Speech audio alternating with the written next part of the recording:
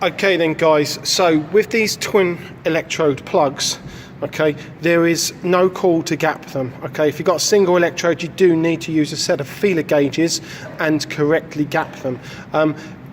What also, when you're fitting plugs, what you should really have is a socket with a rubber in. Okay, unfortunately my socket with the rubber has gone missing, so the best way of doing this, guys, is to gently put them in. Now I'm obviously working one-handed here, so what the best thing to do is use a pair of these long nose pliers and literally just put them down into the hole so that they don't actually drop, because obviously if you drop them they can obviously change the gaps and then you might get a misfire, you might not get it firing properly. Okay, so again, just slowly, gently put them down into the holes. Okay, sorry about the shaky camera work, guys, because it's obviously just me on my own in the workshop.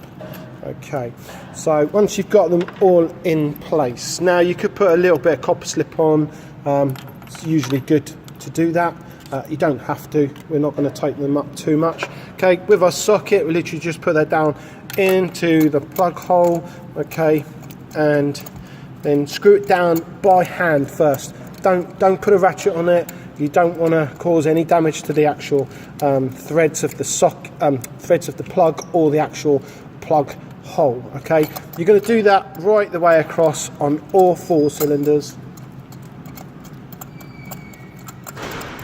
Okay, and then once you've done that, you can then use a torque wrench. And the torque wrench should be, obviously, settings for this one is around about 25 Newton meters, and with that we just make sure that we are doing it properly to the manufacturer's recommendations. The information you get for that is out of technical data books, auto data, Haynes manuals. So as you can see, I've got my torque wrench here. It's not great, but you can see there it's set to, when it's focused in, 25 Newton meters. There's a bit light reflex on this one. So once you've got that on there, guys, pop that on, and literally all we're listening for is the click.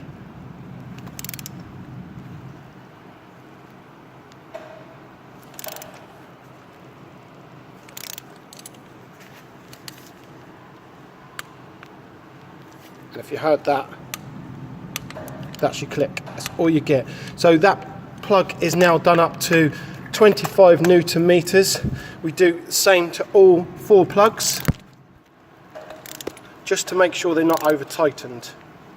And again, that's it. That's all you get. A little click. Torque wrench is telling you that it's tight enough. Don't go any further than that, because you could end up damaging the spark plugs, the engine block or the cylinder head, and then obviously it can cause yourself a lot more problems, which may lead to stripping the engine down. Yeah, and you really don't want to be doing that on a service, guys, trust me. Okay, once we've done that, we can then literally just, this is our coil pack here. Okay, we've got all 4 plugs that it connects to. Okay, this presses down, we put our electrical connector onto the actual coil pack itself, and then we put the retaining bolts in, tighten those up, and then we're ready to go.